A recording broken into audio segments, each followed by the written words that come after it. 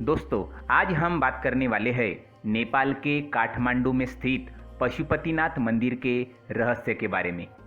पशुपतिनाथ मंदिर नेपाल की राजधानी काठमांडू से 3 किलोमीटर उत्तर पश्चिम में बागमती नदी के किनारे देवपाटन गांव में स्थित है। इसे भगवान शिव के 12 ज्योतिर्लिंगों में से एक केदारनाथ मंदिर का आधा भाग माना जाता है।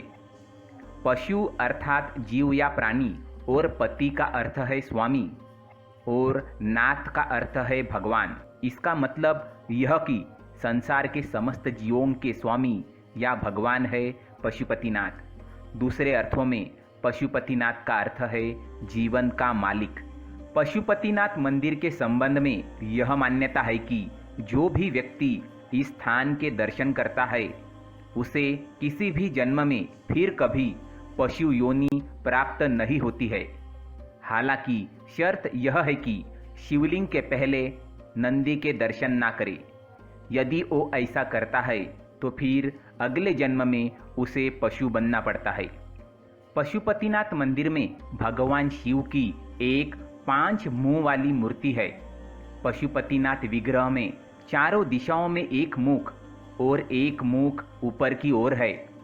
प्रत्येक मुख के दाएं हाथ में रुद्राक्ष की माला और बाएं हाथ में कमंडल मौजूद है। मान्यता अनुसार पशुपतिनाथ का ज्योतिर्लिंग पारस पत्थर के समान है। कहते हैं कि ये पांचों मुंह अलग अलग दिशा और गुणों का परिचय देते हैं।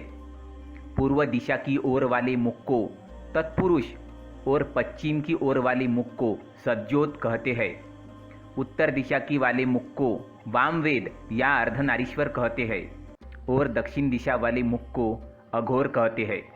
जो मुख ऊपर की ओर है उसे ईशान मुख कहा जाता है। इस मंदिर में भगवान शिव की मूर्ति तक पहुंचने के लिए 4 दरवाजे बने हुए हैं। वे चारों दरवाजे चांदी के हैं।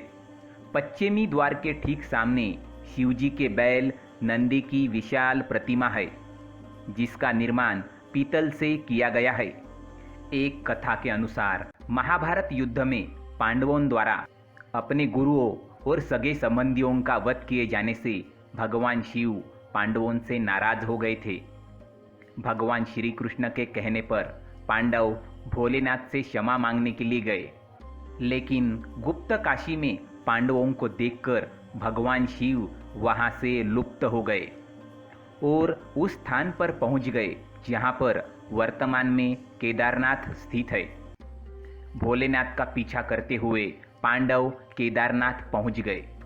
पांडवों को आता देख भगवान शिव ने भैंसे का रूप धारण कर लिया और वहां चर रहे भैंसों के झुंड में शामिल हो गए।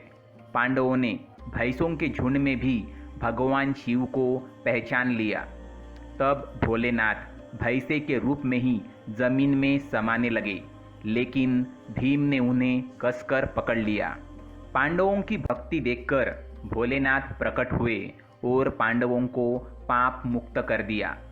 इस बीच भैंसे बने भगवान शिव का सिर काठमांडू स्थित पशुपतिनाथ में पहुंच गया। इसलिए केदारनाथ और पशुपतिनाथ को मिलाकर एक ज्योतिर्लिंग भी कहा जाता है। पशुपतिनाथ में भैंस के सिर और केदारनाथ में भैंस के पीठ के रूप में शिवलिंग की पूजा होती है। पशुपतिनाथ मंदिर के बाहर आर्य घाट स्थित है। इस घाट को बहुत पवित्र माना जाता है। इसी घाट का पानी मंदिर के अंदर ले जाया जाता है। अन्य किसी पानी को मंदिर में लेकर जाने की अनुमति नहीं है। ओम नमः शिवाय।